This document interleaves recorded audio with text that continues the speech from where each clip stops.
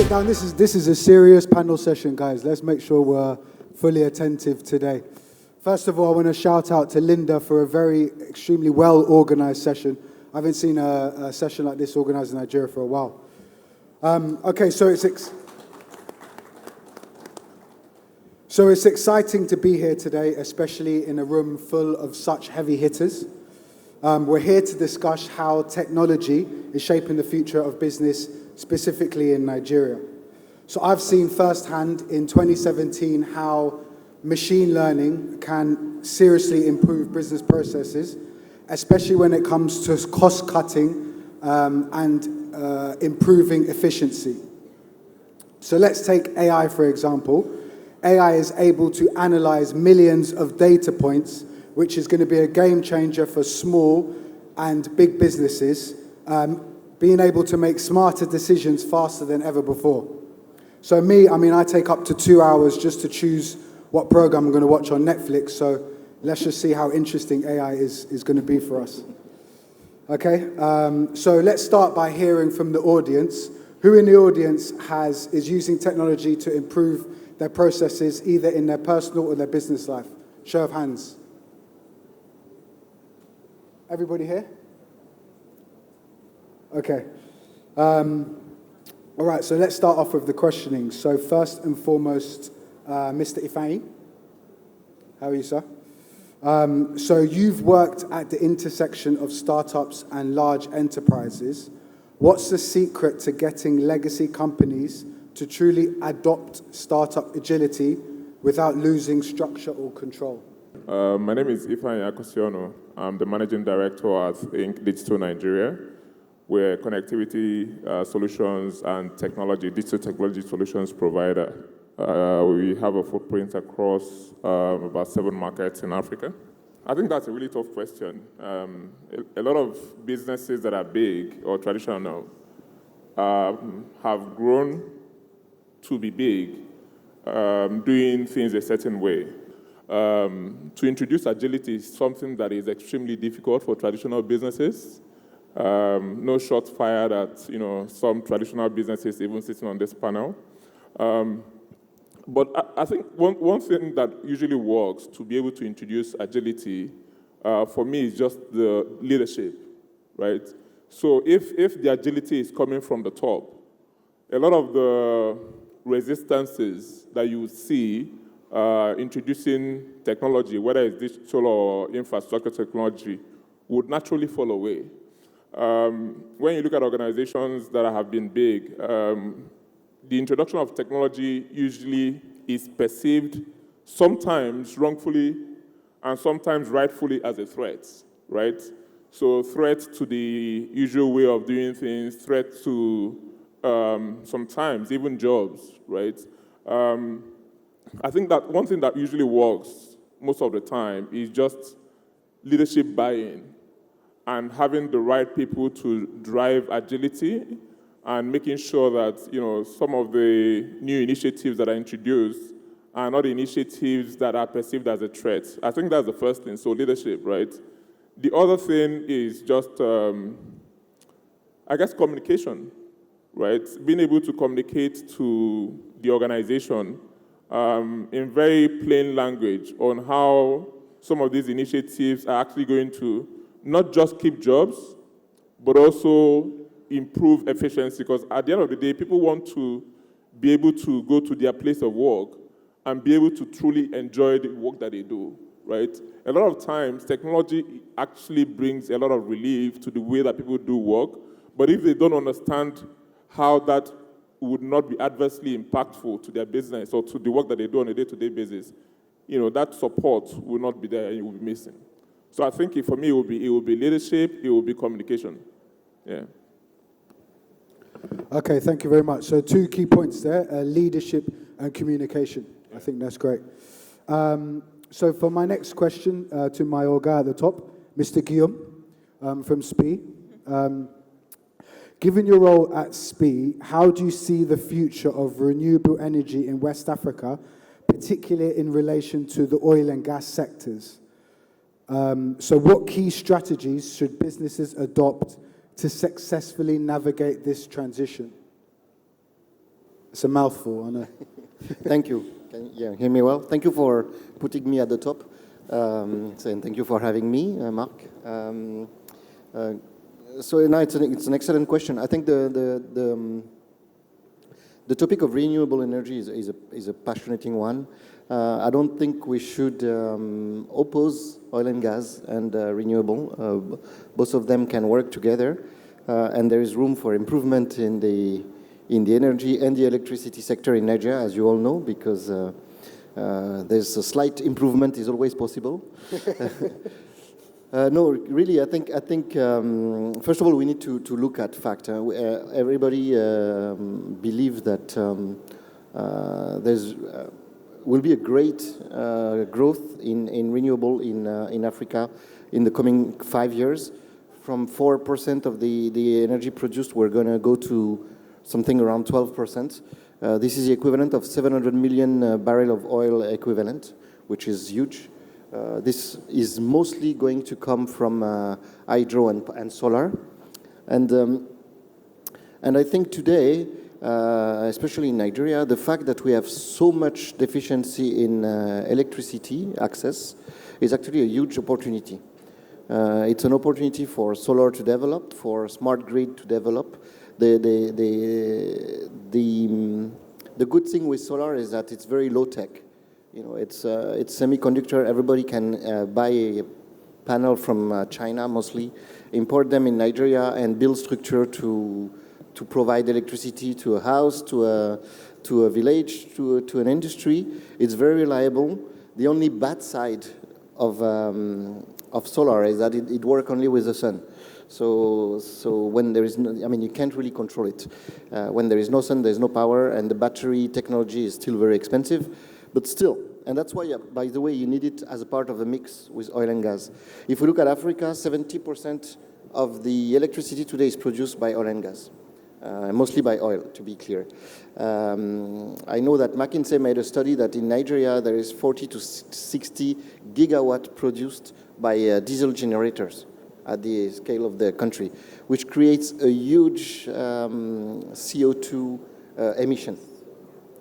So renewable and especially solar can help solve part of the problem, but I think we should also count on oil and gas, and especially on gas, because today producing power with gas is extremely efficient, is reducing the carbon footprint, and more importantly, Nigeria has some of the largest gas reserves untapped in the world. So once again, I think it's not about opposing renewable and oil and gas, it's about developing both in the same time and basically providing electricity to everyone in Nigeria. I heard in the keynote speaker that a former president said that within 100 days he would solve the energy problem in Nigeria. Everybody seems to be very happy with him, but good, he was not the current one. But I don't think it's completely solved. There's a few things we can still improve. Thank you. Thank you. Thank you very much, Guillaume. So what are those things, do you think, are probably the immediate things we can improve on? I know, sorry, it's just because of what you said.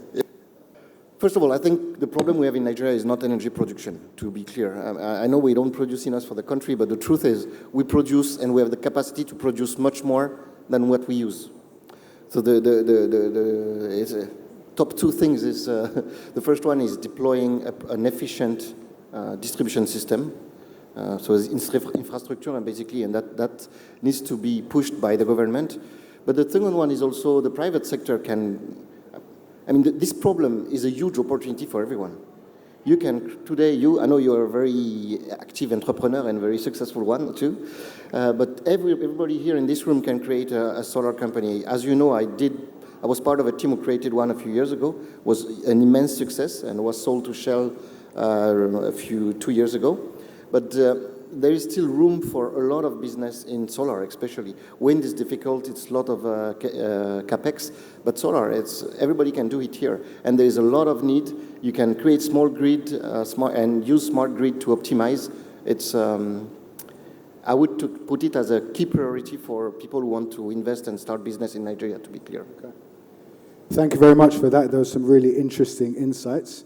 Okay, so the next question is for Mrs. Onyinye Ikenna-Emeka, the current CMO of MTN.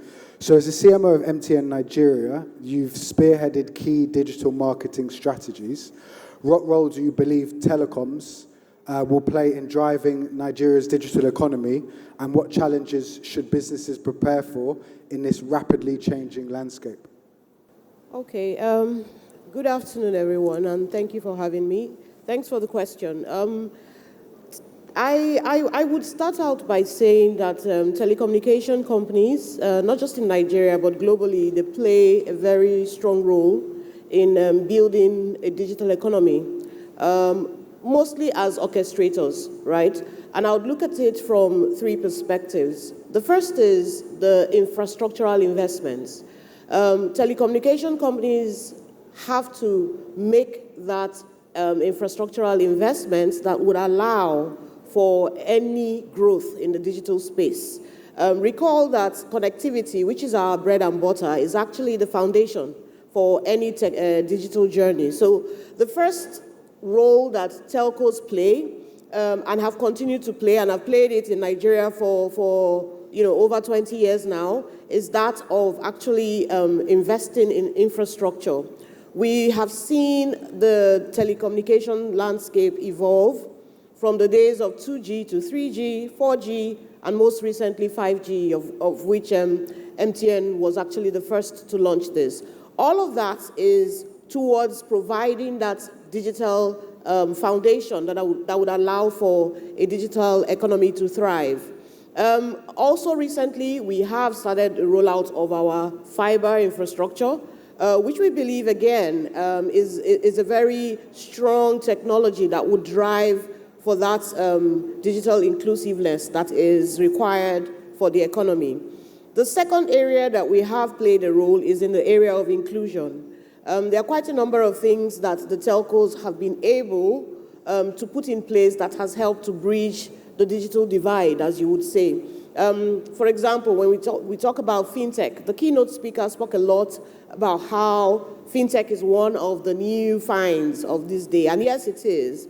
But the fintech organizations wouldn't exist if the telcos didn't exist, because the telcos have provided, once again, the foundation on which they can build their own services. When you look at other areas, such as what we've done in terms of the digital identity, a lot of us today know you can't get anything done without your NIN. And the NIMC had to work with the telcos to get this done. These are just some few examples. I think another area just worth mentioning is when we talk about things like e-learning. A lot of us are sitting in the room today and we're able to carry out programs, run programs, without actually visiting such institutions physically. And the only reason we're able to do this is because we have access to connectivity. So these are some of the roles that telcos are playing and will continue to play in the digital economy.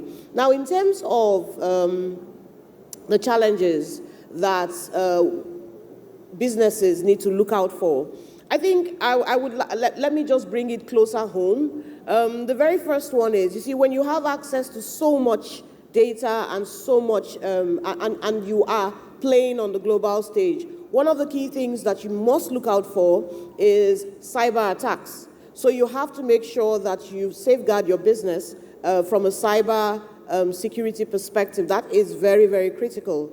And also that you have in place very strong data governance frameworks that would allow you to manage and treat data as ethically as possible.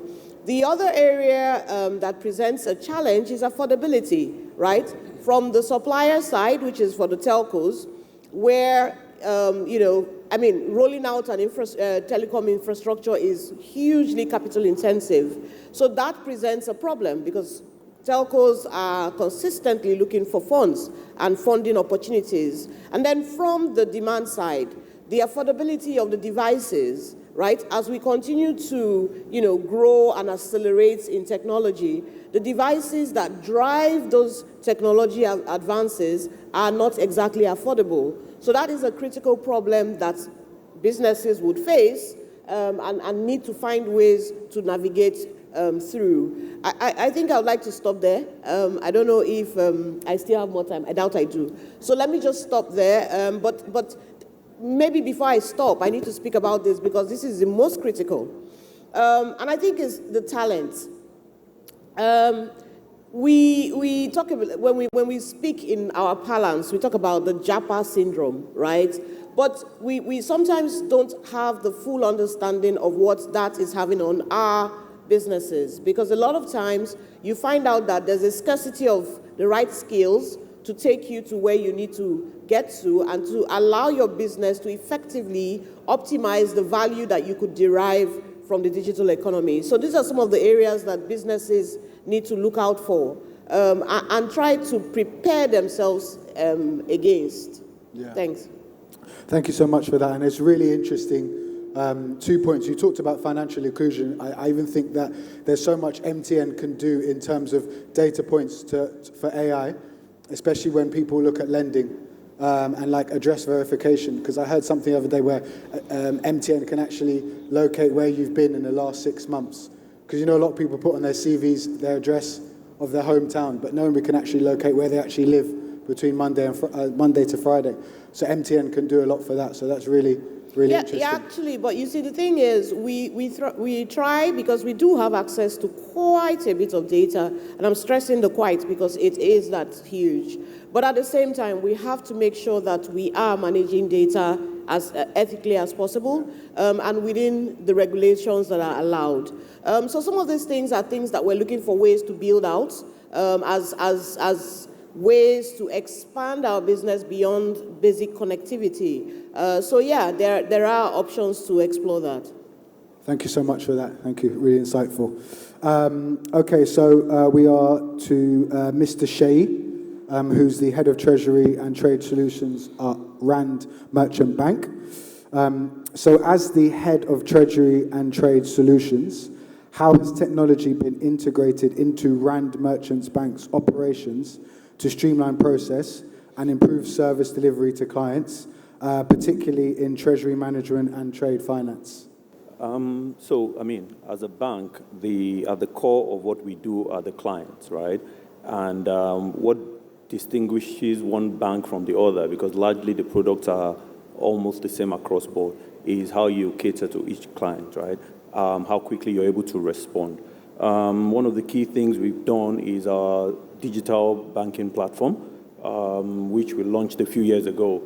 And over the years, we continue to innovate and improve on it to address the needs of clients. While some clients are more on the liability side, some are on the sort of working capital side. How do you ensure that your platform is fit for purpose? So we continue to invest in that, make our platforms readily available. And of course, for every platform, you have downtime, right? Which is a big sort of red flag or issue or point of irritation to clients. So at the back end, we continue to enhance the system using sort of AI to detect when there are downtimes, right? So an issue is not an issue until the client realizes, hey, what's going on, right? So what we do is before the client realizes and there's a tank, we get sort of automated notifications to different levels after periodically. So say for the first 30 minutes, there's a transaction hanging, right? The client is none the wiser about the transaction hanging, but we promptly know that and start to fix it. At the end of the day, the client sees my transaction has gone through, right? So that is very, very important, and that's something we continue to do. And increasingly, we're reducing how much time it takes to do that. Another sort of innovation or technology we've introduced is what we call the pricing wizard, right? For every service you render, you need to understand the returns and ensure that it has sufficient returns for the bank. It needs to make sense, right? Without unduly penalizing the client. So we have a pricing wizard rather than manually or semi-manually, tracking and ensuring what the returns are. Is it profitable? Does it make sense? We have a pricing wizard that you plug in all the necessary sort of parameters, right? And then it throws out the result. So in 10 minutes, you already know what sort of transaction it's going to be like. Do you need to tweak this? Do you need to amend that? And this is especially useful when you need to give concessions, right? So a client is asking for a concession in a particular transaction or deal. You're in the business to service the client. You want to ensure you retain the client, so you're obligated or you would like to give that concession. But does it stack up? What are the returns like?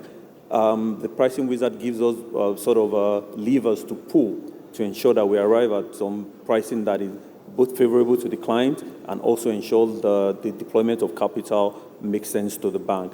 So those are two key things that we've sort of initiated, using technology to ensure we deliver optimal service to clients. Yeah, that's really good because obviously you're scraping the different data points. 100%. Build it in. Okay. Sorry, Mark. I see that there's some time. Do you mind if I respond to a few things that Onyinye said about the telco platforms? I think the point about telcos, I think telcos are probably the most underutilized sector, or is probably the most underutilized sector in Nigeria. And your question truly was about the role of telcos. And my very strong belief is that telcos provide a platform for convergence, for aggregation of different technologies, right? When you look at, and the topic of this particular panel is about adaptation and thriving. The way that we truly will be able to innovate ourselves out of the situation that we find ourselves in is probably going to be through a lot of corporate innovation. I think the keynote speaker touched on it quite well when he said it's innovate or die, right? Even as a country, for us, truly should be innovate or die, right? And I think the telco plays a truly fundamental and pivotal role as being seen as that platform on which other technologies converge. And if we have things like APIs, IoTs being understood by other industries, they provide enablers for other industries to be able to build new solutions that will then get them out of whatever survival or thrive mode they find themselves at the moment. So I think that, I think it's important for us as a nation to figure out a way to make sure that we are truly identifying the role of telcos and aggregate other industries. Telcos could support healthcare innovations. Telcos could support learning innovations. Telcos could even support development in oil and gas, right? So telcos are quite pivotal, but I think right now it's grossly underutilized as a sector. Yeah. Thank you very much. I agree with you 150%. Khadija, pleasure to finally meet you. I've heard a lot about you from Linda. So Khadija is the head of product at probably one of the only tech companies that's actually exited Nigeria, Paystack. So you have overseen payment products across several African countries. What's one lesson you've learned about building scalable technology in markets with vastly different infrastructure and user behaviors? Ooh, great question.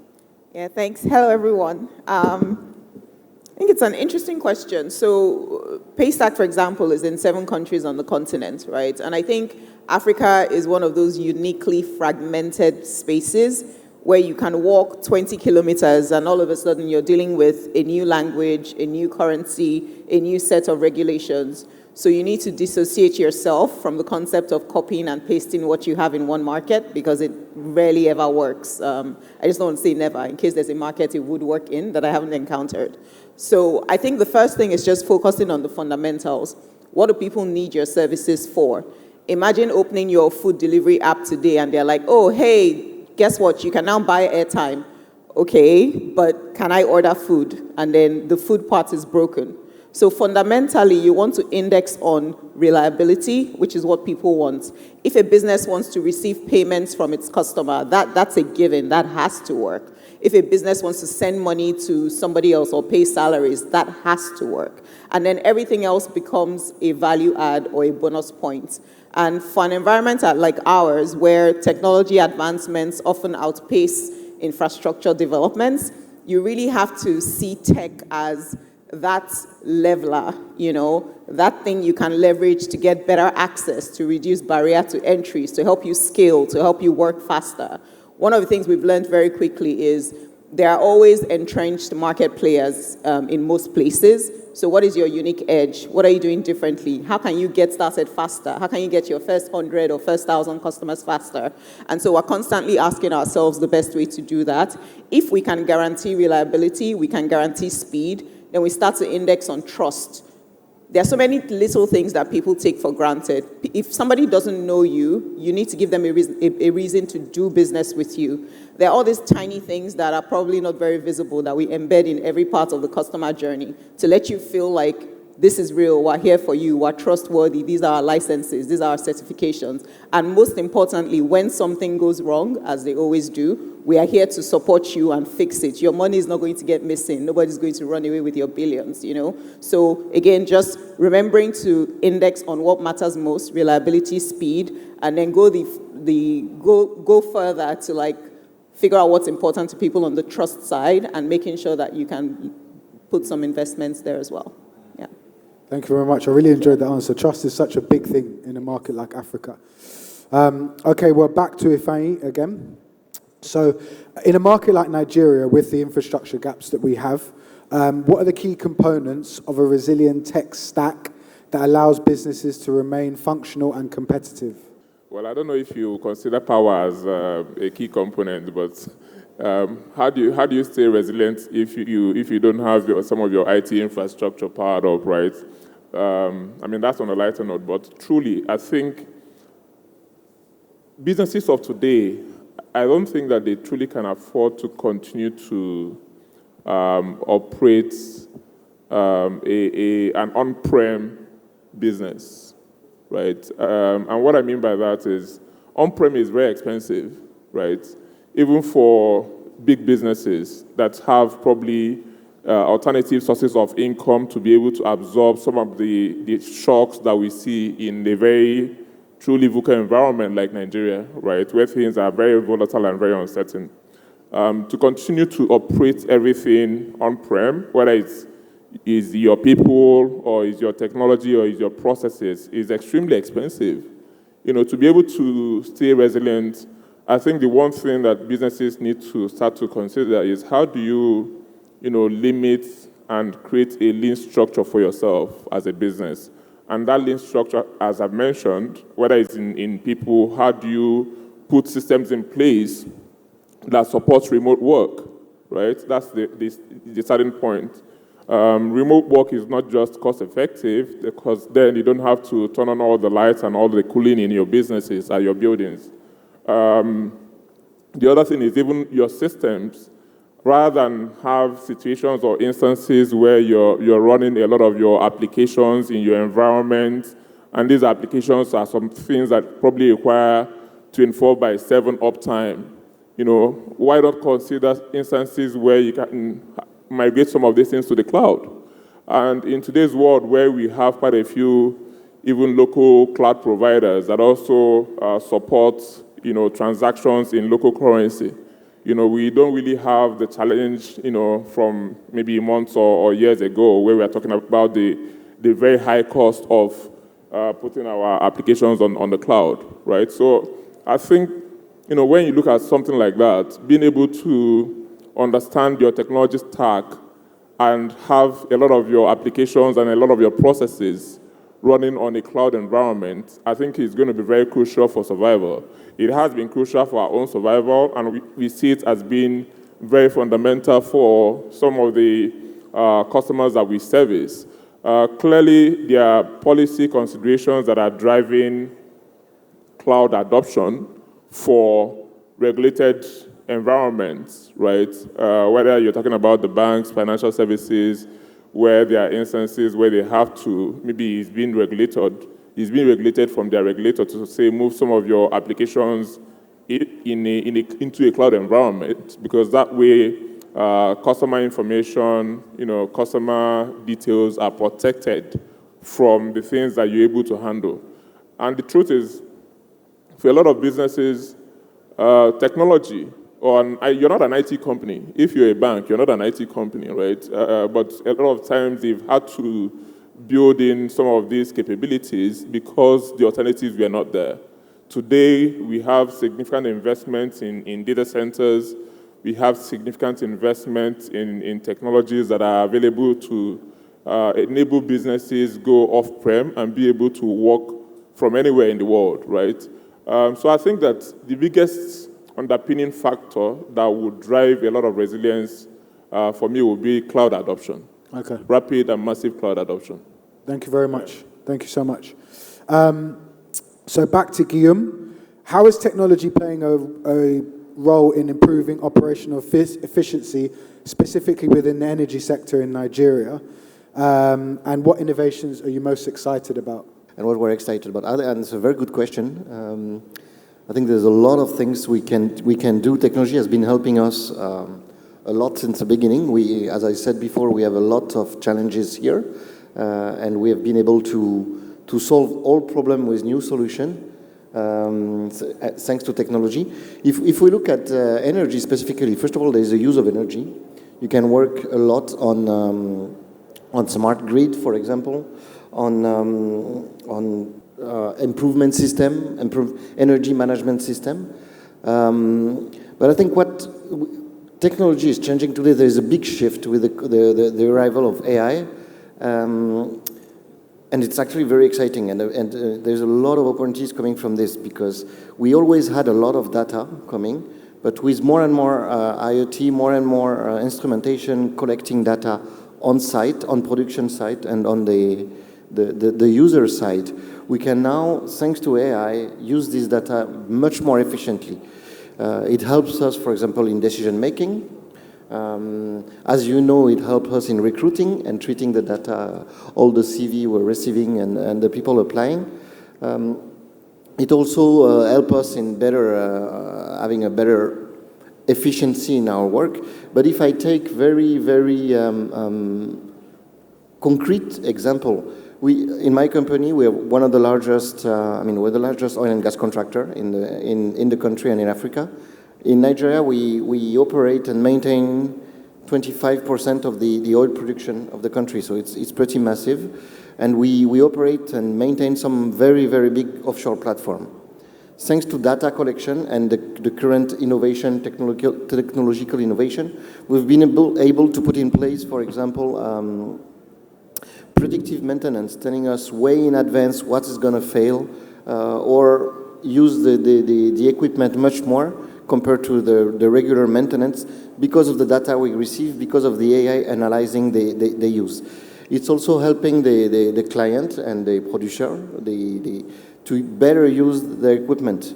So this is clearly technological advancement which is improving the situation in Nigeria and improving the production. You know that we are in an industry that is extremely capital intensive, but with technology we've been able to use the same resources at a lower cost and be much more effective. It's also effective for our day-to-day life. For example, we have developed augmented reality tool. If I take a very concrete example, we have our people doing maintenance offshore on platform. They have Googles with augmented reality. They come to the site. They look at the equipment. The system will pull out, first of all, the user manual, but will also analyze all the data and give them advice on how to better do their job, better do the maintenance. When they are doing their work, it will even tell them what they should do or ask them, like, are you sure you want to do this, or would it be not more efficient to do it?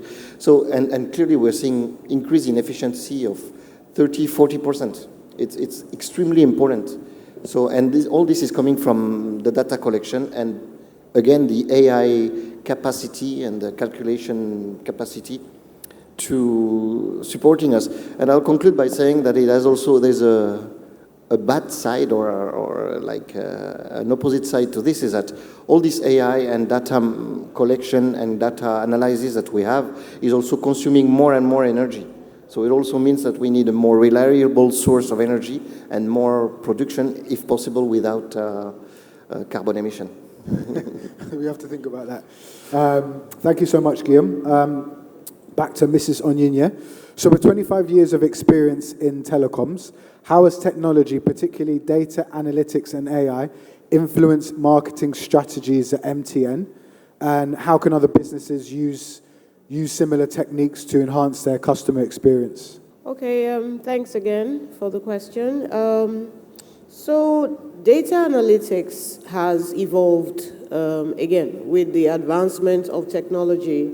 I remember when we first started, that was back in 2001, the journey then was largely more mass targeted, you know. You quite didn't understand some very personal consumer behaviors that could help you target or segment or even develop your value propositions as effectively as you should. So it was one of those shoots and see where it falls. But as time has progressed, as technology has progressed, we've become a bit more intelligent, especially with the arrival of AI, machine learning, and some other data analytical models. We've become a lot more intelligent. So we've seen us as telcos, especially in MTN, we've moved from where we, just mass segment, where you say, oh, high value, youth, oh, mass markets, and business is the business segment. We've moved from that to where we are very, very micro-focused, what we would call hyper-personalization in terms of how we are segmenting and understanding our customers.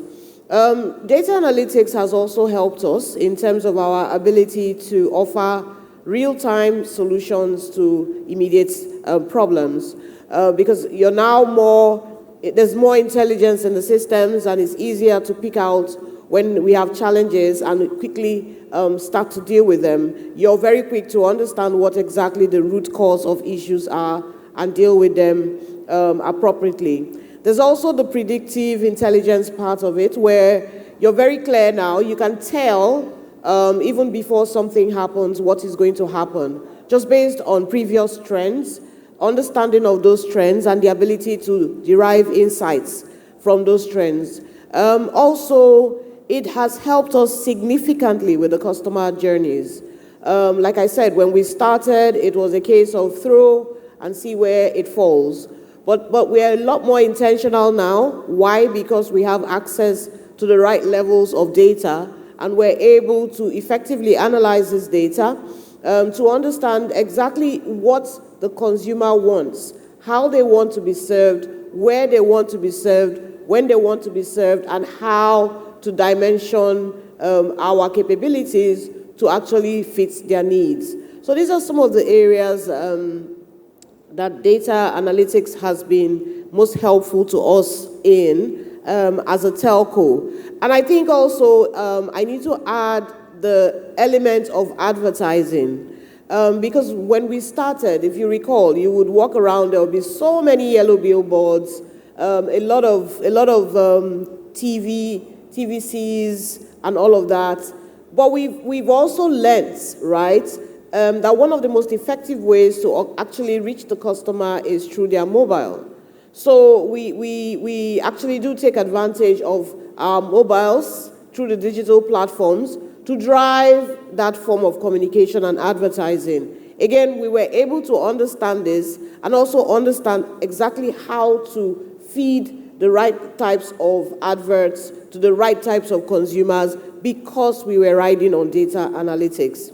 Now, for businesses that are looking to leverage on analytics, I think the first thing is understand what exactly, you must be clear about your business purpose. So you must be clear about the types of data that are relevant to drive the outcomes that you expect. So start with the data that you have. Talking about data analytics doesn't mean you should go and start buying data that you don't really require, because you'll be back to square one, where you have to start to sieve out and filter out that data back to what it is you require. Remember, when you have too much information, you almost have no information, because you probably wouldn't know what to do with it. The second thing is, somebody spoke earlier about the tech stack. I can't remember. I think it was you, Ifeanyi. You see, a lot of times when we say digital transformation, people just start running around. You go and get some overpriced consultants and then start to buy some overpriced applications and systems and infrastructure. You may not need it. So it's very important to understand exactly what it is you need, right? And start small. You start small and then you can scale. You try out, pilot something, learn from it, and then plan to scale if it actually fits your purpose, right? And the final thing, and I think this is going to resonate in most of the responses I'm going to give today, you need to pay attention to your people. In any organization, your people are your biggest assets. So it's okay, it's wonderful to have the right technology tools and platforms, yes, very powerful, but it's your people that actually make a difference. So your ability to find, keep, and train the right resources will be very critical to your success as a business, even in the days of data analytics. Thank you. Thank you so much. Thank you very much. Yeah, that's a really, really interesting point. Unfortunately, due to time, we're going to have to jump to the closing questions for everybody. So sorry about that. So for Mr. Shea, so given Nigeria's evolving economy, how can financial institutions leverage technology to build more resilient operations that can withstand both local and global economic storms? Probably more local than global. What trends in the banking industry should businesses be most aware of when adapted to these changes? I guess the only constant thing is change, right? So if you talk about, big ticket transactions, for example, cross-border type transactions that have both international and local sort of implications, or that can be impacted by those. One key thing is things like data room.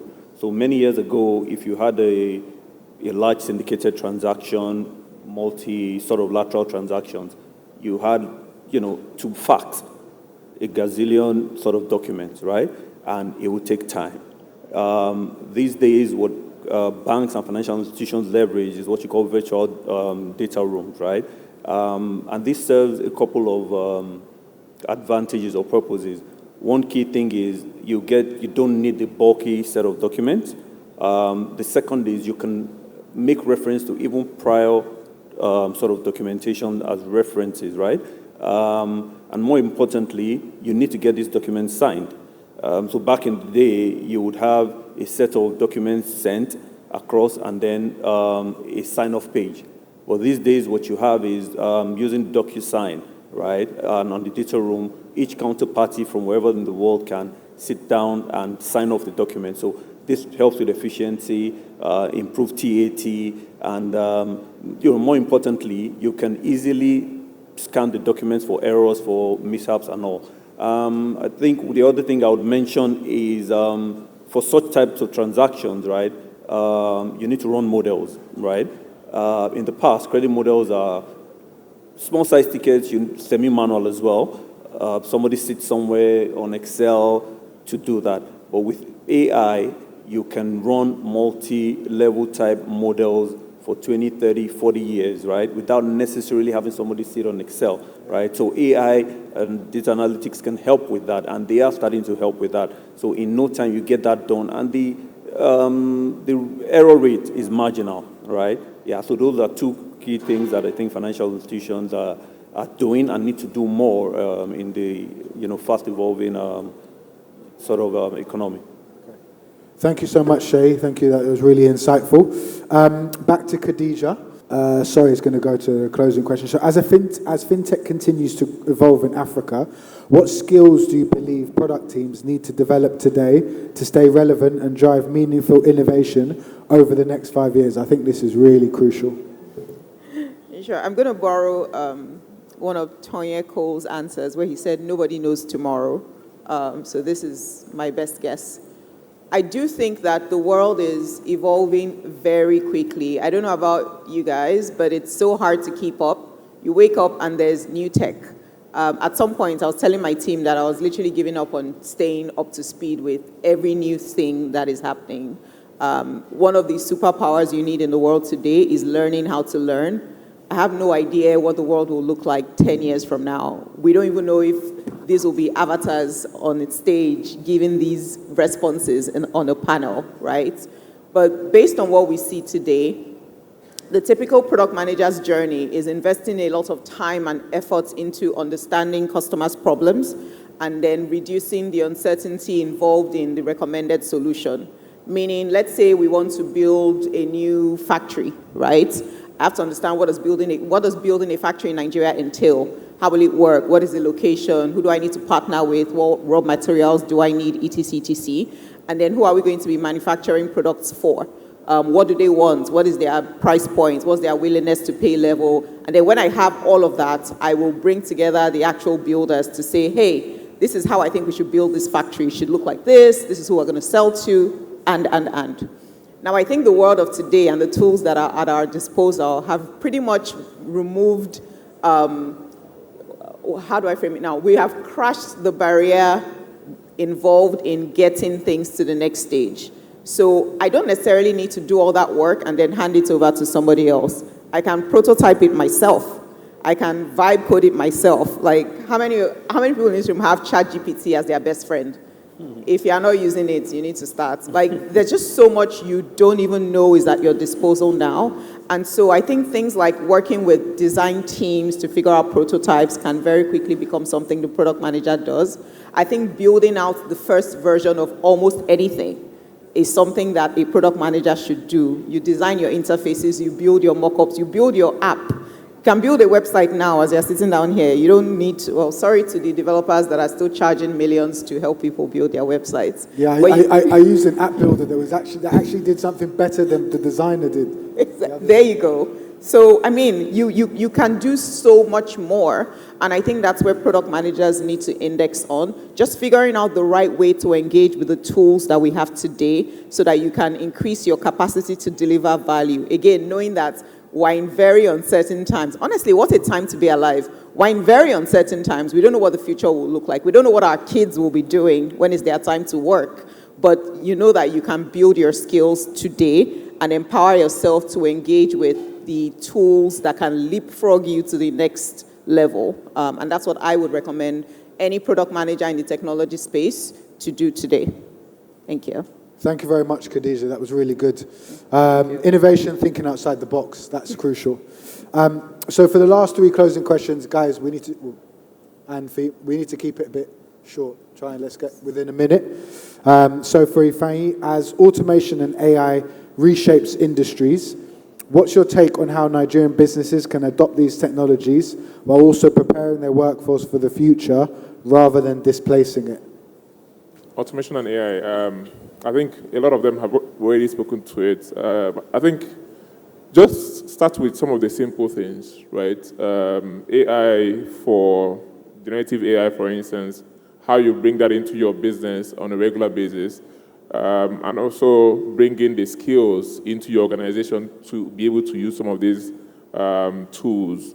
In terms of automation, there are a lot of products out there today that are able to help you automate how you do certain things. And we don't even, like Onyinye said, you don't even have to look for some of the very expensive tools and gadgets. There's a lot of automation that is possible even within Excel. You know, Excel is probably another one of those very underutilized tools, right? So there are a lot of things that we have already within our disposal, but we are not utilizing them efficiently enough. So let's start small and be able to ramp up from there. Okay, thank you very much. Guillaume, as the president of the Franco-Nigerian Chamber of Commerce, you're instrumental in strengthening economic ties between Europe and West Africa. What are the biggest challenges businesses face when entering the Nigerian market, and what role can tech play in overcoming these barriers? I don't know how we keep this short, though. Thank you. I'll try to keep it short. That's a very interesting question. But okay, there is challenges for French business to come to Nigeria, but I'd rather speak of all the opportunities. First of all, today Nigeria and Europe is the first commercial partner to Nigeria, way before the US or China. So it proves that there's a lot of people who have found ways to work in Nigeria. And I think that all the opportunities present in Nigeria are way past all the challenges and the issues we are seeing. The keynote speaker said if there's no opportunity, create one. I don't think it's necessary in Nigeria. There's many opportunities everywhere. And there's many challenges that, for example, a French business or French innovation can bring to the table, for example, in smart cities, in logistics solution. But more importantly, I think what people fear is the fast-changing environment and all the uncertainty. And I think we know here in Nigeria we have a lot of startups and a lot of businesses that have innovated to solve these problems. For example, Paystack, Verto can help you move your money. There's many solutions to all the problems that we currently face. So always encourage all these business to come and try because there's, so many opportunities. And in an environment where everything changes all the time, especially regulation, if I may, which is a big risk, what you want is to have a stable team too. So if I quote my co-panelists next to me, I think it's very important to invest in our people, build capacity, train, learn to learn, and adapt to the future. But again, I think there's a great future for the relationship between France and Nigeria. Yeah. Thank you very much for that. Really insightful. Thank you so much, Guillaume.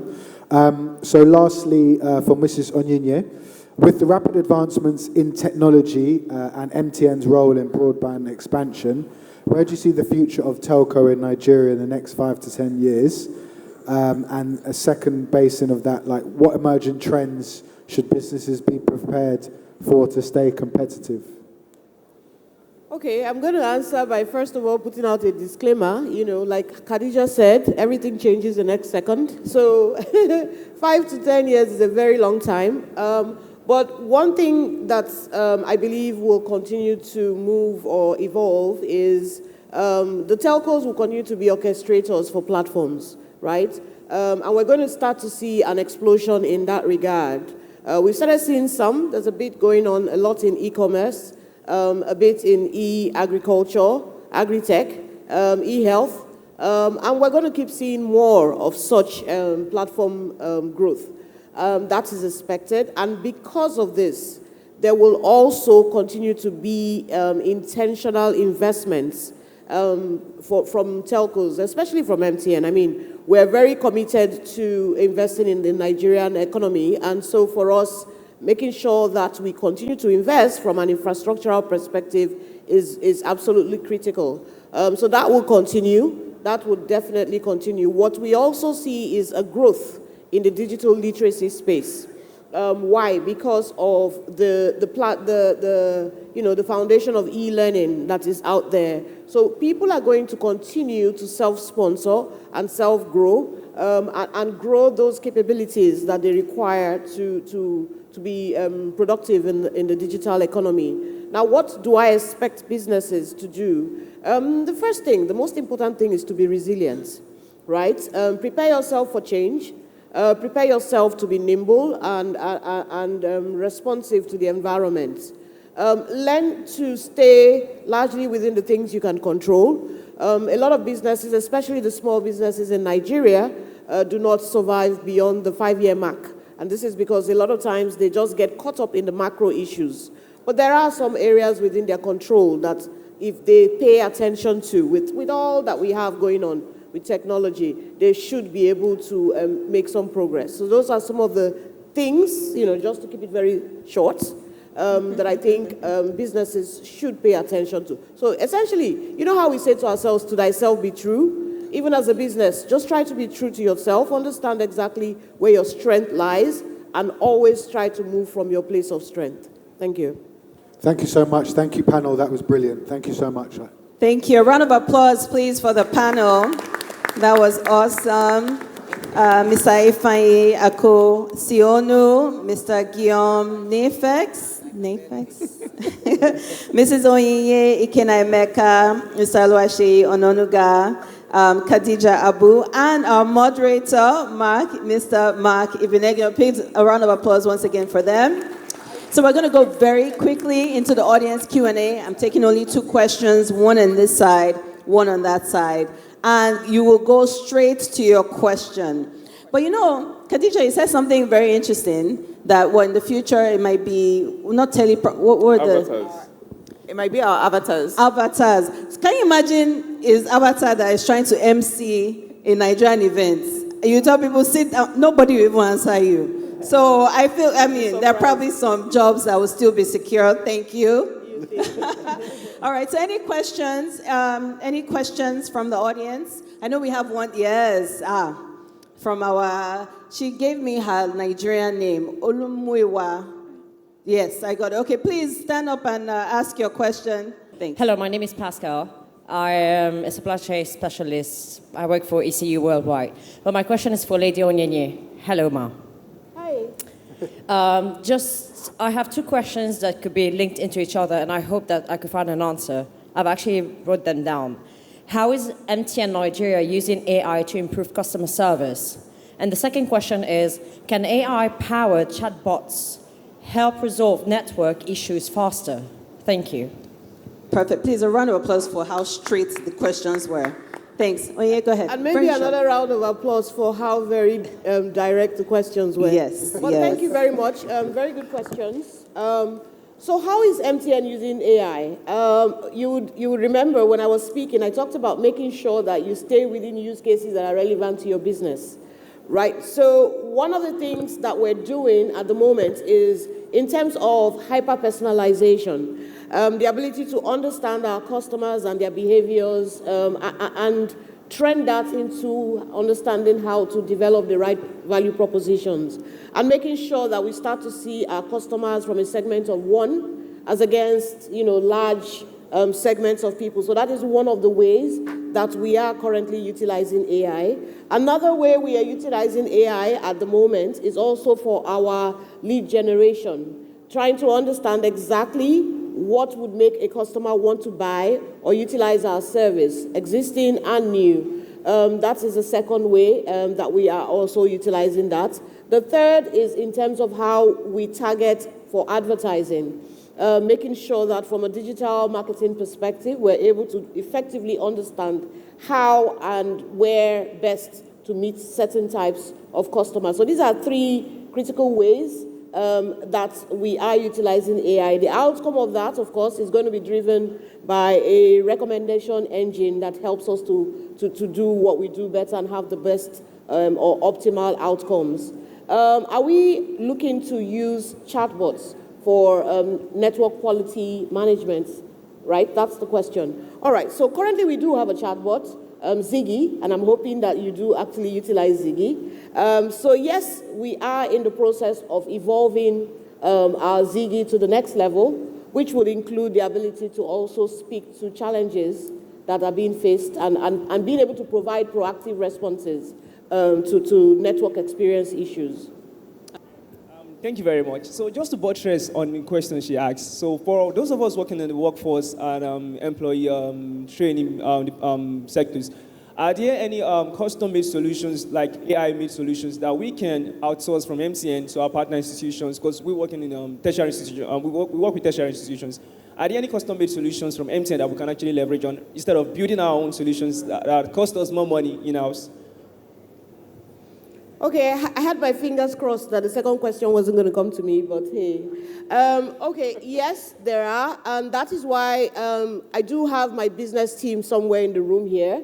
What we try to do is to build fit-for-purpose solutions for small businesses that you can actually leverage on that would help you to reduce your cost to deploy such solutions and at the same time be able to deliver the right value to your customers. So I would urge you to please have a conversation. I don't know if any of them are in the room or if they are all at the stand. I think they're back there. They were waving. Okay, they are waving somewhere. Table 33 over there, waving. Yeah, so yeah, please have a conversation with one of the team. There most likely would be a solution that will be fit for purpose for your business. Awesome. Thank you so much. Please, once again, a round of applause for all the panelists. Please rise. We're going to have a quick photo up now. So if you could just all come together to the center of the stage.